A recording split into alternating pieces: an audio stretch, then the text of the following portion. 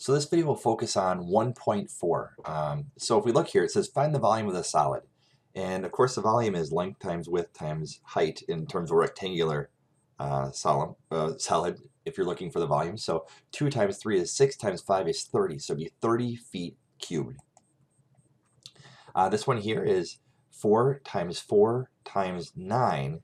And then it's 1/3 of that for the volume of a triangular prism. Because it's kind of like it almost looks like a rectangle, but it's 1/3 of it. So you could take 3, because 1/3 of 9 is 3. So 3 times 4 times 4. So 16 times 3 is 48. We're going to do the same thing here, where you have 9 times 7 times 7 again. So again, let's divide one of these lengths by 3, because it's 1/3 of that, right? So I could take 1/3 of 9 is 3, so 3 times 7 is 49 times 3, which is 147. And then finally the last one here is 10 times 8 times 8, so that'd be 640 units cubed, or centimeters cubed. So how can you use a formula for one measurement to write a formula for a different one? That's really what we're working on. So if I look here, the very first thing I have is the formula for the perimeter of a rectangle. We know that perimeter is P equals 2W plus 2L, right? We know that already. But let's say that I want to solve it for W. Well, I have to first of all go through and try to get rid of the L on this side. So I'm going to do that, the property of subtraction of equality. So I'll say minus 2L here and minus 2L here. I'll rewrite everything. And so now I'm going to have P minus 2L, and that will all equal W, 2W. I have to do the multiplicative inverse to get W by itself, so this is really 2 over 1. I'm going to make it times 1 over 2, and I'll multiply this side, the whole thing, by 1 over 2.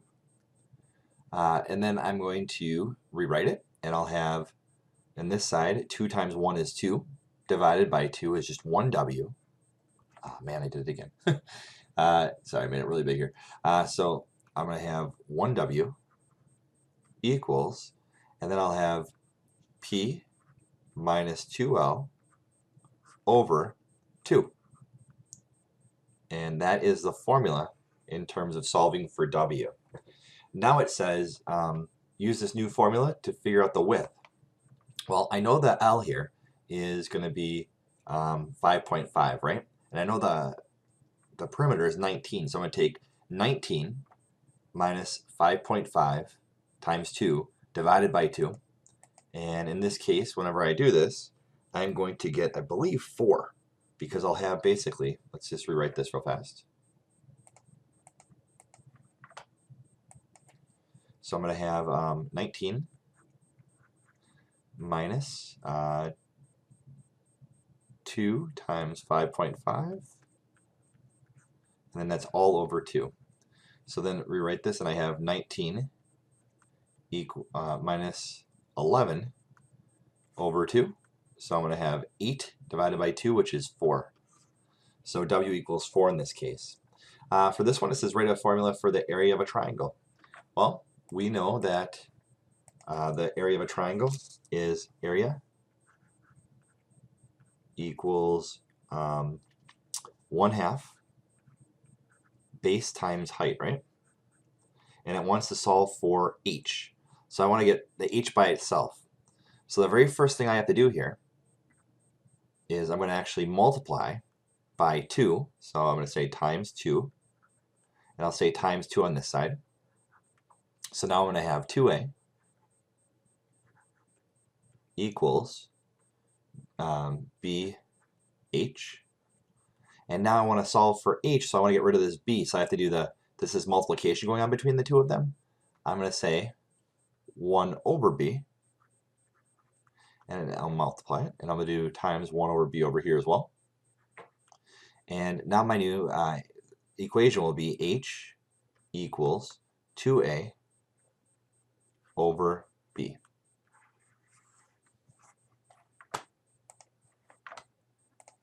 And if I want to plug this in, I know that I have 2 times my 10 divided by 5/2, which looks really confusing, but this is really going to be 20 divided by 5/2. To make this equal to 1 at the bottom, I'm going to multiply this by 2/5, and I'll multiply this by 2/5.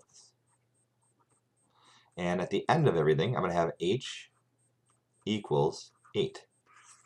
Now, if you don't want to use 2/5, you could always take 20 divided by 1.5, or I'm sorry, 2.5, and you'll get the same number, just so you know. So now we're going to go through a few more of these, and it's just simply making the formulas here. So solve it for r in this case. So I have circumference is 8 pi. We're solving for r now. All right, so for this last one, and you could, of course, look up the rest of these formulas, but I just want to show you. So we know that for circumference, it's 2 radius times pi equals circumference, right? And we want to solve for the r, it says. So I'm going to go through, and I'm going to have the first thing, I'm going to have r equal, obviously I changed what I want to move over. Sorry, I wrote that wrong. All right, so finally for the circle. All right, so finally for this circle here, I know that it's 2 pi r equals the circumference. And I want to solve for the r, so I want to get rid of the 2 pi. So I'm going to divide the left side by 2 pi, or I'll multiply it by 1 over 2 pi. And I'll multiply the other side by 1 over 2 pi as well. So now I have r equals c over 2 pi. So now let's actually plug it in and solve for it and see what we get. So we know that the c is 8 pi. So I'll say 8 pi. So r equals 8 pi over 2 pi. Well, the pi's will cancel out, right? And then 8 divided by 2 is 4. So the radius equals 4. And that's how you'd solve for it. And that's how we do all of these. Same kind of steps. So we have just different shapes in general that we're working with. So it says describe how to solve d equals r for t for t. So I want to get the r by itself. I'm going to divide by r. So I'll be t equals d over r. I'll show that real fast. So if we have d equals, and this is all the same steps, which is really nice, r and t. I want to now solve for t, right? So the thing I have to move over, since this is multiplication happening here, I have to now go through and I have to multiply by 1 over r to both sides. And now when I do this, I'm going to have t on the right side, which is what I was looking for, equals d times 1, which is d, over r. And that's the answer. So then we look at this one here, and it says write a formula for the area of a rectangle. So here's what I have, and I have 128, and it says solve for b. So I know that it'd be 8 times b equals 128. So how could you solve for b? So we have it would be b equals area divided by height, and then equals 16 is the answer. And we'll do the same thing for the volume of a prism. So I have v equals the base times the height, and we know that it would be the base. I want to get base by itself. I have to do 1 divided by h on both sides, and that's how you get b equals v over h. And when you solve that or plug it in, you get 48. For this one, you want to solve for y. So the first thing, and I'm going to write this one out. This is an important one. You're going to go through, and we'll have 2y plus 5x equals 6. I want to solve for y, so I have to move over the 5x first. So I'm going to say minus 5x to both sides, minus 5x. Now notice I cannot combine these two together because one is an x family and one is just a regular number. So you can't combine those together. So I'm going to have 2y equals negative 5x plus 6. I'm now going to have to do the multiplicative inverse. which is 1 over 2. So I'll say 1 over 2 on this side, and then this whole side will be times 1 over 2 as well. So now I have y equals negative 5x over 2 plus 6 over 2. And I can reduce this down as y equals negative 5 over 2 x plus 3.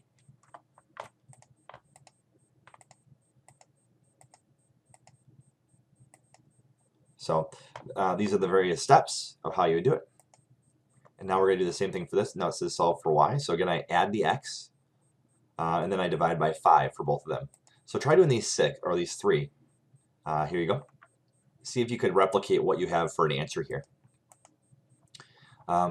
This right here says the formula for the surface area of a cone is s equals pi r squared plus pi r. Solve the formula for the slant height.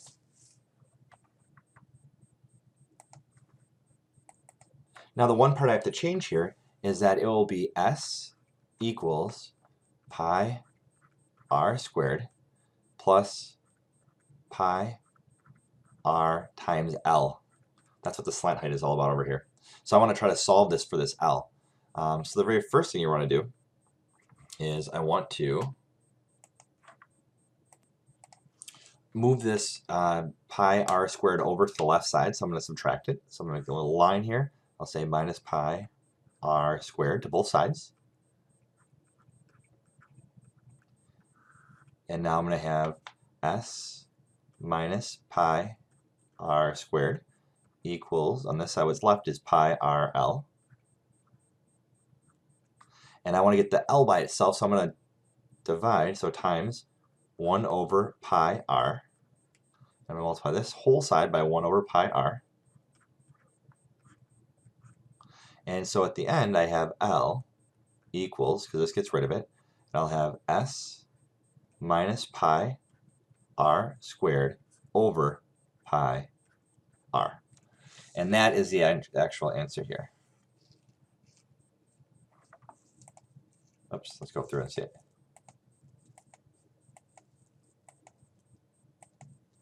And there it is. So now it says solve the formula for the red variable. So I want to get the b by itself, so it would just be a over h. So for this one, it would be p equals I over RT. For this one here, you have to first of all subtract this 2 pi r squared from both sides, and then divide by 2 pi r. So here's what we have, just what we were saying. So once you see it, it gets very easy as to how to do this. We're going to do this temperature conversion. So if I have, and I'm going from Celsius to Fahrenheit, or vice versa, and what I want to do first is I want to just go through, and I want to multiply 9/5. So I'm going to have this, so I'll have 9/5 C equals F minus 32. I want to get F by itself, so I'm going to say plus 32. Plus 32 on this side. And I'm going to have F equals 9/5 C plus 32.